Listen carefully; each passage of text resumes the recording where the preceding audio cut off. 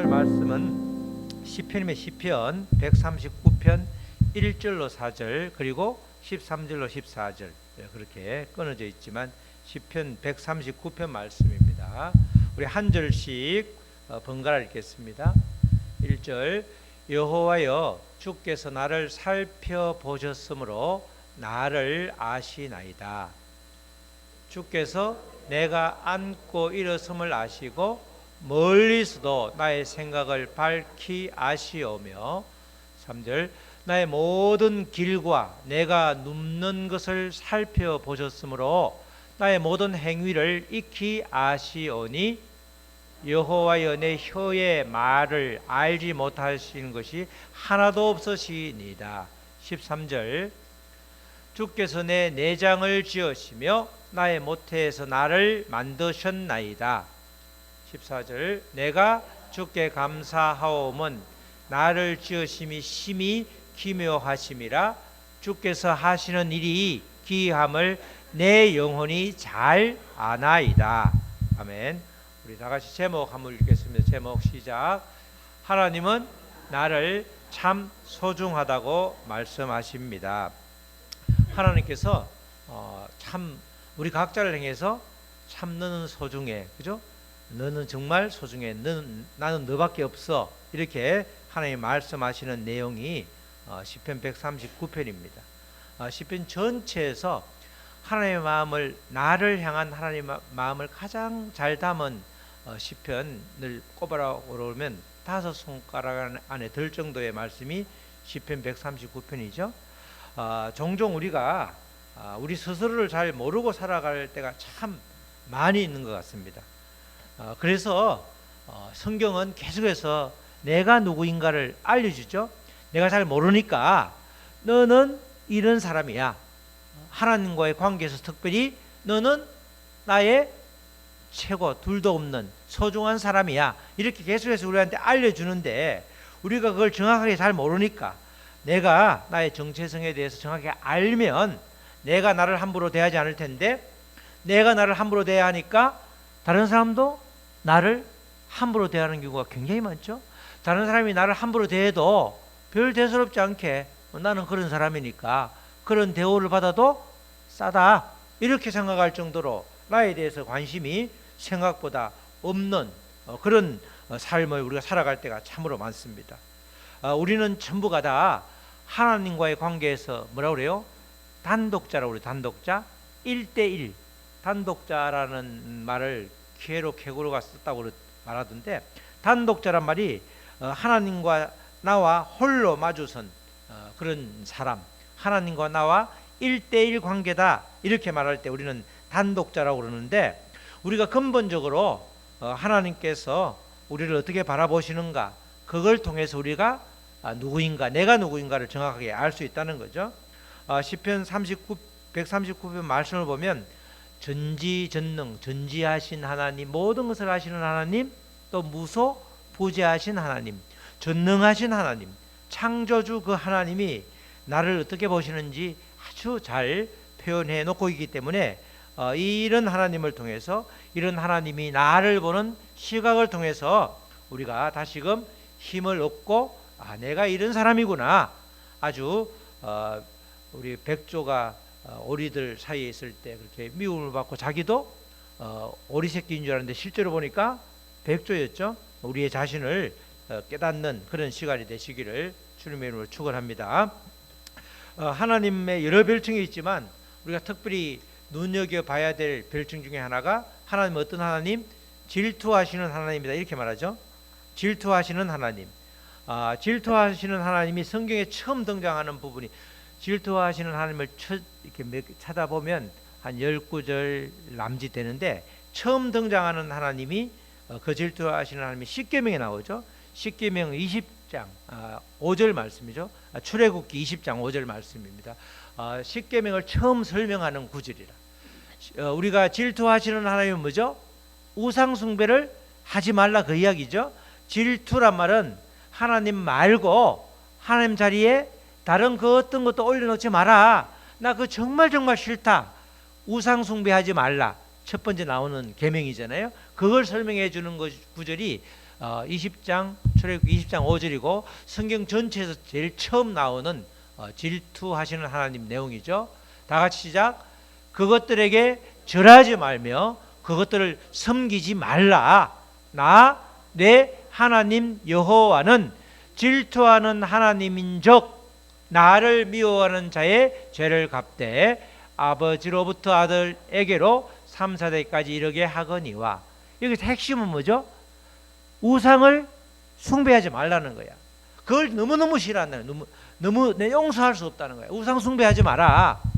왜냐하면 나는 질투하는 하나님이니까. 우리가 볼 때는 아주 그냥 속 좁은 하나님이 아닌가 이렇게 생각할 수 있는데 그게 아니라는 거죠. 질투한다는 말은 뭐예요? 하나님은 누구만 바라보고 있다? 우리와의 1대1 관계. 우리의 1대1 관계에서 하나님은 나만 바라보고 있다는 거예요. 나만 바라보고 있다. 그러니까 우리에게 나도 너만 바라보고 있으니까 너도 한눈 팔지 마라. 왜 자꾸 나를 보면서 딴 생각을 하고 나를 보면서 딴 걸 전혀 나하고 눈 맞추는 걸 하지 않고 왜 다른 데 눈을 맞추려고 하냐. 그 아주 안타까운 마음에서 이렇게 말씀하시는 거죠. 이스라엘 백성들이 우상 숭배하다가 계속해서 당하잖아요. 정말 하나님 그러다가 또 돌아서면 눈에 안 보이니까 또 우상 숭배하고 그러다가 또 치면 또 돌아오다가 죄송합니다 살려주세요 해서 또다시 도망가고 그게 사사기에는 계속 열몇 번이 12번이 순환될 정도로 굉장히 반복되잖아요. 그만큼 하나님께서는 우리에게 관심이 아주 지대하다는 거죠. 하나님은 우리를 창조하시고 정말 참으로 좋으셨다 이렇게 말씀하시는데 그 마음은 지금도 변함이 없는 거죠. 이 창조주 하나님이 우리하고 1대1로 관계를 맺고 싶어 하시는 겁니다. 하나님께서는 이런 의미에서 이제 질투하는 하나님 이렇게 우리가 말하는 거죠. 질투가 아주 무서운 독점적이잖아요. 질투는 무섭잖아요. 질투를 많이 하는 사람하고 살지 않은 사람 모르겠는데 질투가 굉장히 극심한 남편 아내랑 같이 살면 굉장히 힘들 수 있다. 여러 우리가 보면 알 수 있잖아요. 오직 하나님의 질투는 나에게만 관심이 있기 때문에 너도 나에게만 집중해라 이런 뜻이기 때문에 어찌 보면 그 하나님의 질투는 무서운 것이 아니라 우리를 너무너무 사랑하는 표현이다 이렇게 말할 수 있는 겁니다. 하나님이 질투할 정도로 우리가 대단한 존재라는 거죠. 그 하나님께서 우리를 어떻게 여기시는가 시편 139편에 아주 잘 기록이 되어 있죠. 1절 다시 한번 보면 시작. 여호와께서 주께서 나를 살펴보셨으므로 나를 아시나이다. 여기서 살펴보다 알다의 뜻이 중요하죠. 살펴보다 이 말은 고고학적인 발굴이라든지 또는 광물을 채취하기 위해서 땅을 깊이 파헤치는 행위, 그래서 샅샅이 조사하는 걸 살펴보다 그러는 겁니다. 그냥 쑥 지나가면서 뭐가 있네 없네 눈으로 대충 보는 것이 아니고 고고학적인 발굴을 할 때는 어떻게 해야 돼요?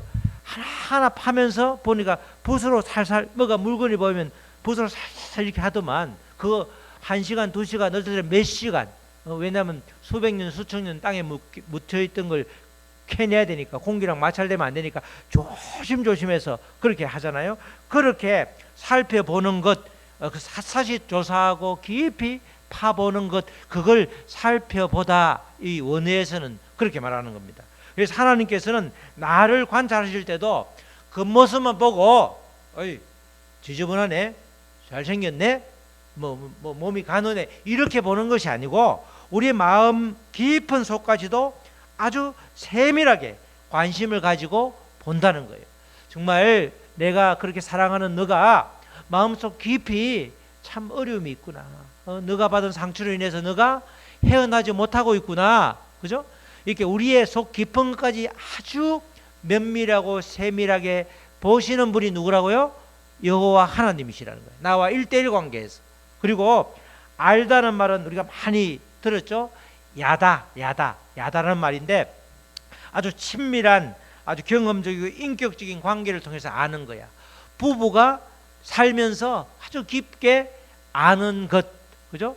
이 경험적인 여러 가지 접촉을 통해서 그렇게 잘 아는 것, 단순히 지식을 얻는 거, 그냥 눈 보면서 이게 이런 뜻이네, 1 더하기 1은 2네, 이런 뜻이 아니고 경험적이고 인격적인 관계가 기본될 때 우리는 안다라고 그러는 거예요. 그러니까 하나님이 나를 아주 속 깊은 것까지 보고 계시고 또 나를 아신단 말이에요. 나를 인격적으로 하나님과의 관계가, 하나님은 그런 준비가 되어 있고 얼마든지 우리가 말하면 들으시고 또 얼마든지 우리가 정말 슬픈 가운데 정말 아주 말할 수 없는 탄식을 하면 위로해 주시고 방법을 구체적으로 알려주시고 다 알려주시는 거죠. 근데 왜 우리가 못 들어요?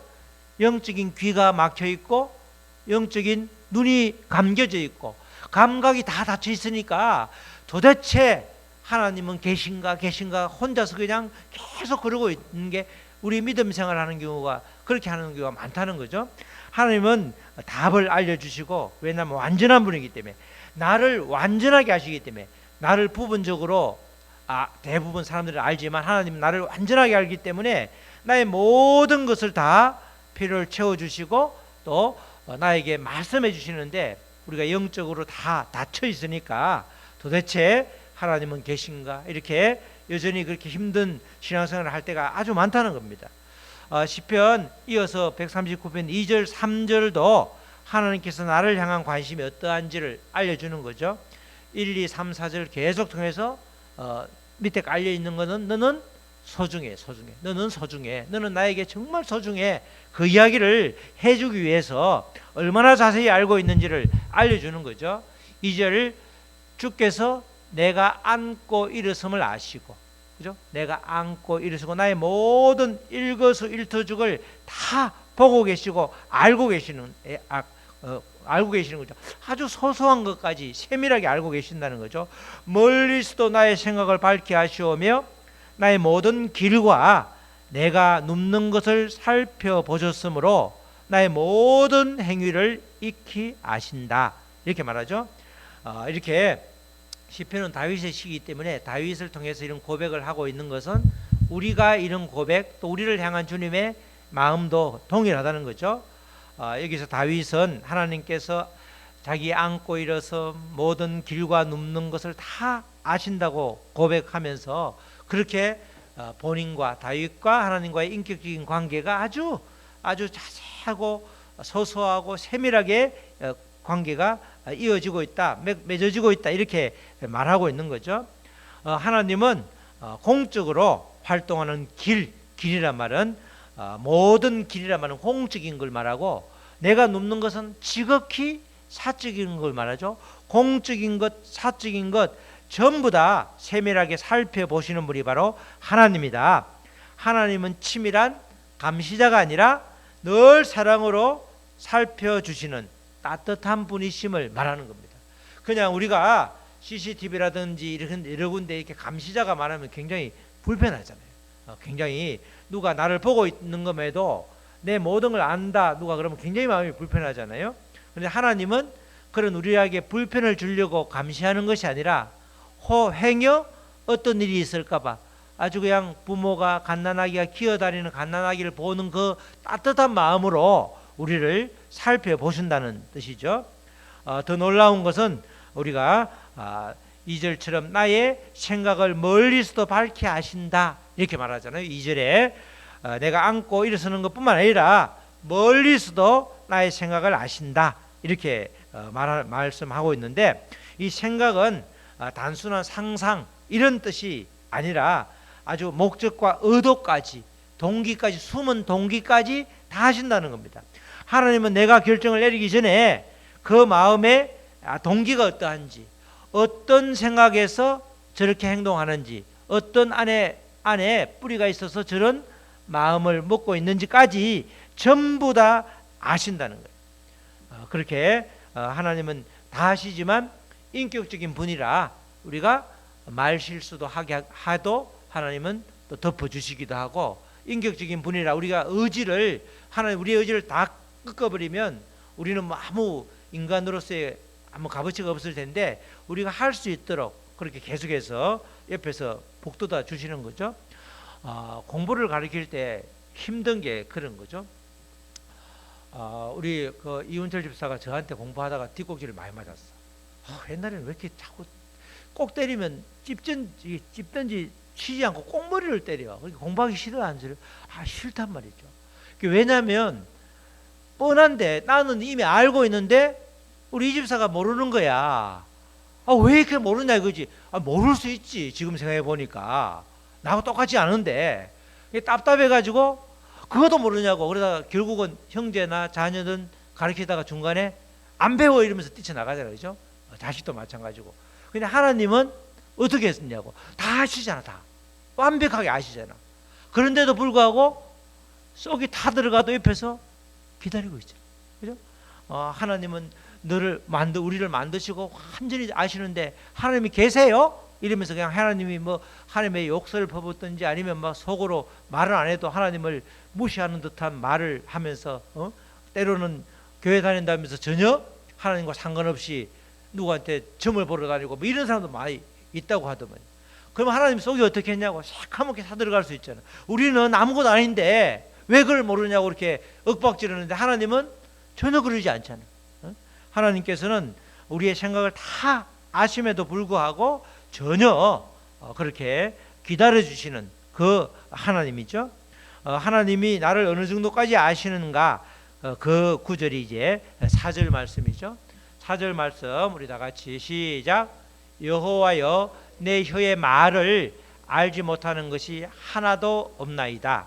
이 말씀은 내가 말하려는 게 뭔지, 내가 발음이 좀 이렇게 분명하지 않고 웅얼웅얼해도 다 알아듣는다는 뜻도 되지만, 또는 그 이상의 의미가 가지고 있는데, 입술에서 말이 터져 나오기 전에 하나님은 이미 우리를 알고 계신다는 거죠. 우리의 언어뿐만 아니라, 언어를 통해서 전달되는 것뿐만 아니라 하나님은 우리 존재 자체를 알고 있기 때문에 우리만 봐도 어떤 이야기를 할지를 다 알고 계신다는 거예요. 우리의 존재 자체를 통해서 하나님은 투명하게 우리를 알고 계신다. 우리의 말뿐만 아니라 우리가 말을 해도 약간 말 뜻이 앞뒤가 안 맞아도, 주어 동사가 안 맞아도 그 뜻을 알지만 말하지 않아도 우리를 완전하게 알고 계시는 분이다. 이렇게 이제 말을 하는 겁니다. 하나님은 1절로 4절까지 우리를 정말 잘 아신다. 이렇게 말씀하시면서 그 이후에 이제 시편 139편 7절 이하에는 하나님이 어떤 분인지를 알려주는 거예요. 7절부터 12절까지는 무소부재하신 하나님, 그 어디에도 없으신 곳이 없다. 그 하나님에 대해서 자세하게 이야기를 해주죠. 하나님은 우리 요새 말로 하면 첩첩 산골에도 계시고 히말리아 산꼭대기에도 계시고 온 우주에 충만하시기 때문에 우리가 모를 뿐이지 하나님은 무소부재하시다. 그리고 뿐만 아니라 하나님은 전능하신 하나님이라는 것을 또 13절로 18절까지 말씀하시는데, 특별히 우리를 창조한 것과 관련해서 전능하심을 드러내 보여주는 말씀이 시편 139편 13절 14절이죠. 주께서 이런 뜻이, 주께서 내 내장을 지으시며 나의 모태에서 나를 만드셨나이다. 13절. 14절은 내가 주께 감사하오면 나를 지으심이 심히 기묘하심이라. 주께서 하시는 일이 기이함을 내 영혼이 잘 아나이다. 이렇게 되어 있습니다. 하나님께서 나를 지으시고 만드셨죠. 만드셨는데 이 13절 보면 내장을 지으시고 나의 모태에서 나를 만드셨다 이렇게 되어 있는데, 만드셨다는 이 말이 정교한 실로 옷감을 짜거나 술을 넣는 행위래. 우리를 만들 때 우리가 실로 짜는 거 있죠. 짜는 거 이렇게 날실, 시실로 이렇게 왔다 갔다 하면서 짜는 것, 그런 식으로 우리를 만들 때 우리를 하나님께서 전능자이기 때문에 그냥 찍어 만들어서 공장에서 대량 생산하는 그렇게 만든 것이 아니라 한 사람 한 사람을 그렇게 만들었다는 거야. 한 올 한 올 실을 엮듯이 아주 정성을 다해서 빚었기 때문에 하나님의 관점에서 볼 때는 우리 각자가 전부 다 뭐라고요? 걸작품이에요. 걸작품. 이만한 걸작품이 없을 정도로 우리를 그렇게 만드셨다는 거야. 한 올 한 올 이렇게 정성을 들여서 이렇게 해서 만들었다는 거죠.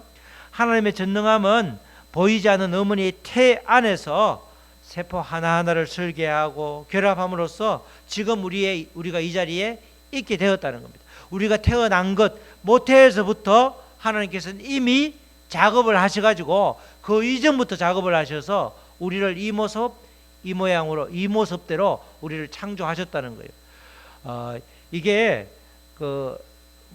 보니까 우리 다른 외국 사람들은 우리를 볼 때 비슷하다고 볼 줄 모르는데 우리는 안 그렇죠? 저희 동네는 쌍둥이가 세 쌍. 동네는 크지 않아 세 쌍이 있었는데 한 쌍은 나이가 좀 있고 한 사람이 먼저 갔는지 잘 모르는 사람이고 두 쌍둥이는 저랑 같은 또래야. 같은 학년, 한 해 바로 밑에 학년. 한 해 밑에 학년인데 우리나라 나이로는 나보다 오히려 한 살 많다고 그의 엄마가 주장하는 18일 뒤에 제가 태어나가지고 제가 1월 18일이잖아요. 걔는 12월 31일 태어났는데 걔는 학년이 하나 늦게 들어가고 저는 일찍 들어가서 제가 이제 학년이 하나 높아. 근데 그 집을 가면 항상 엄마가 하는 소리가 저 집 아들은 왜 그렇게 크냐고 그래 저보고. 그럼 저는 꼭 하는 말이 있죠. 둘이 합치면 나보다 크지 않냐고 그렇게 말하는데 우리는 일란성이라 똑같은데 우리는 다 알아. 하도 많이 봐서 남자 쌍둥이 여자 쌍둥이 그렇게 두 쌍이 있었는데 다른 사람을 구분 못하는데 우리는 다 알죠. 왜냐하면 머리카락이다 아니면 얼굴 생김이 달라. 약간 달라. 키도 약간 다르고 그런데 정말 아무리 봐도 구분을 못할 정도는 아닌데 실제로 보면 구분이 되죠. 우리 5억 50억 인구가 있어도 하나도 같은 사람이 없잖아. 진짜 기가 막힌 거잖아요. 하나님이 그렇게 만드셨기 때문에 그렇게 복제 인간으로 전체로 만들지 않는 한 우리는 자연 상태에서는 어느 하나도 같은 사람이 없을 정도로 하나님이 특별히 만들었다는 거죠. 하나님이 이토록 우리를 사랑하신다 이렇게 우리가 말을 하는데 사실 이 율법의 구약 율법의 핵심을 전부 다 모아놓은 게 레위기잖아요. 레위기가 어떤 말씀이에요? 하나님 사랑, 이웃 사랑이라고 그랬잖아요. 그 중간에 뭐가 있다고 그랬어요? 나에 대한 사랑이 있다는 거예요. 그 그림 있죠? 그림이 레위기 그 그림이 나오는 게 나오죠. 그죠? 레위기 1장부터 10장까지는 제사법이죠. 하나님 사랑이 하나님 사랑.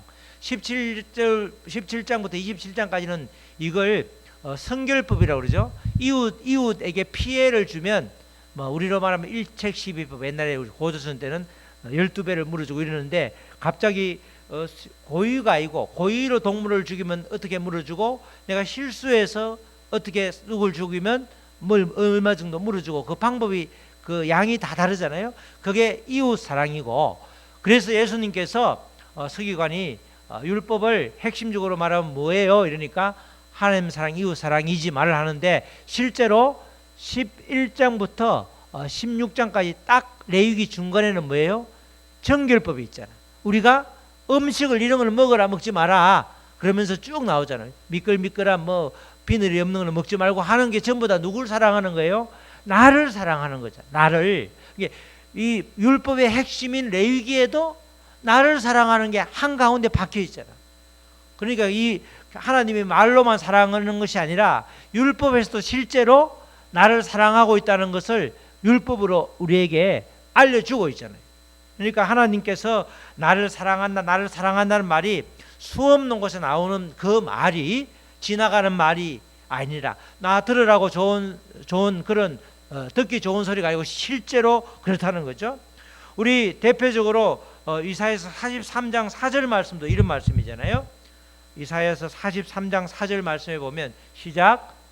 내가 내 눈에 보배롭고 존귀하며 내가 너를 사랑하였은즉 내가 너 대신 사람들을 내어주며 백성들이 내 생명을 대신하리니. 그렇죠? 하나님께서 우리를 어떻게 본다고요? 우리를 보배롭다. 너는 나의 보배다. 또 어떻다? 존귀하다. 하나님이 절대자 하나님, 전능자 하나님, 창조주 하나님이 나를 이렇게 바라보고 나를 이렇게 생각하고 나를 이렇게 여겨주는데 내가 나를 사랑하는 것은 지극히 당연한 일이고 다른 사람에게 내가 무시를 당할 일이 전혀 없는 거죠. 하나님이 나를 사랑할 때 누가 나를 무시해? 그죠? 그렇게 된단 말이죠. 하나님께서 이렇게 자기 백성을 소유물로 보시는 것이 아니라 너는 내 마음대로 해야 돼, 할 수 있으니까 이렇게 저렇게 일방적인 명령이 아니라 인격적인 관계에서 너는 정말 귀하다, 최고다, 너는 나의 법이다 이렇게 말하는 것은 끝까지 너를 지켜주겠다, 나를 지켜주겠다 이렇게 약속하는 거죠. 구약에 이렇게 오다가 결국은 하나님께서 우리를 너무 사랑하셔서 보다 못해 결국은 예수 그리스도를 십자가에 피 흘려 돌아가시게 하셨잖아요. 누굴 위해서? 나를 대신해서, 나를 사랑해서. 그래서 우리가 정말 하나님이 나를 사랑하는 거 맞아? 결정적인 증거가 뭐죠? 신약시대에 와서 십자가에 못 박히신 예수 그리스도가 결정적이고 근본적이고 궁극적인 증거잖아요. 나를 정말 사랑한다는 증거잖아요. 우리가 내 목숨을 다해서 누군가를 구해줄 수 있다? 그 사람을 사랑하지 않으면 쉽지 않잖아요.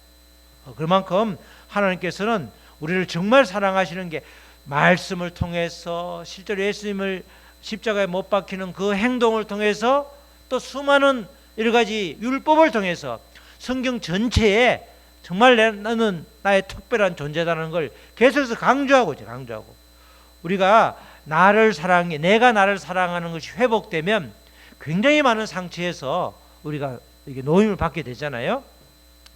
우리들이 이렇게 하나님께서는 우리의 모든 죄와 추함을 다 아시면서도 우리를 끝까지 사랑하시기로 결정하였기 때문에 하나님은 변함없이 우리를 지금도 사랑하고 계시는 거죠.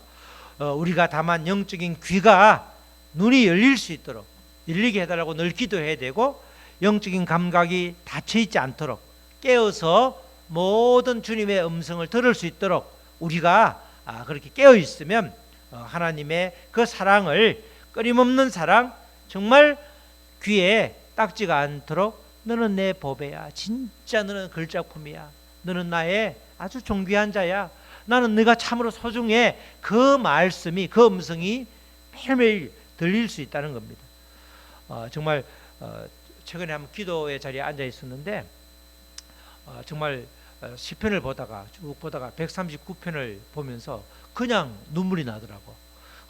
정말 하나님이 나를 소중하게 여기시는구나 그런 마음이 느껴지니까 그냥 메마른 두 눈에 눈물이 펑펑 쏟아지더라고. 그래서 이번 주에 이렇게 쭉 이게 전체 시편이 150편인데 굉장히 내용이 많잖아요. 그 중에서 한 번 하고 지나가려니까 뭘 해야 되나 싶은데 이게 좋겠다 싶어서 139편을 나누고 있는데 정말 하나님이 나를 그렇게 생각하고 그것이 실제라는 게 느껴지니까 그렇게 고마울 수가 없더라고. 그죠? 여러분들도 마찬가지고 여러분 옆에 분들하고 한번 말씀해 주시기 바랍니다. 정말 하나님이 소중하다고 말씀하시네요. 시작. 그러면서 그죠? 다 같이 나도 소중하다고 말씀하십니다. 시작. 우리가 이런 존재임을 자각하고 깨달을 때 우리의 삶이 근본적으로 달라질 수 있는 거죠. 나를 소중히 여기면 당연히 옆에 있는 다른 사람도 소중히 여기는 거죠. 이기적인 존재가 우리가 아니기 때문에 하나님의 사랑을 듬뿍 받은 사람은 그 사랑을 나눌 수 있다는 겁니다. 우리 사랑하는 성도 여러분, 하나님은 전지하심으로 우리를 이해하시는 분입니다. 하나님은 무소부재하심으로 인해서 우리와 동행하시죠. 또 전능하신 하나님이 우리를 빚으셨고 또 우리를 보호해 주셨습니다. 우리는 우연의 산물이 아니라 창조주 하나님의 치밀한 설계와 사랑으로 짜여진 존재입니다. 하나님은 우리가 어두운 밤과 절망의 골짜기에 있을지라도 한순간도 시선을 떼지 않고 우리를 붙들고 계시는 분이십니다. 다윗과 같이 정직하게 우리 자신의 내면을 하나님 앞에 열어놓고 그분의 손에 우리를 전부 맡길 때에 놀라운 일이 우리에게 있게 되는 것이죠. 하나님은 오늘도 우리 한 사람 한 사람을 위해서 향해서 너는 나의 신묘막측한 걸작품이다. 내가 너를 세상 끝까지 동행하며 지키겠다. 너는 나의 소중한 존재다. 이렇게 계속해서 말씀하고 계십니다. 우리가 소중한 이유는 우리가 위대해서가 아니라 우리를 창조하시고 우리를 아시고 우리와 함께 하시고 우리를 인도하시는 하나님이 위대하기 때문에, 그분이 우리를 만드셨고 자녀 삼아 주셨기 때문에 우리가 소중한 것입니다. 하나님이 이토록 우리를 소중히 여김을 이제 말씀을 통해서, 또 예수님의 십자가 죽으심을 통해서, 또 율법 말씀, 레위기 말씀을 통해서 우리가 확실하게 알았기 때문에 우리 모두가 이제 주님 안에서 정말 주님의 귀한 자녀로 참된 자유와 풍요를 누리면서 사시는 저와 여러분 되시기를 주님의 이름으로 축원합니다. 아멘. 찬양하시고 말씀 붙들고 기도하시겠습니다.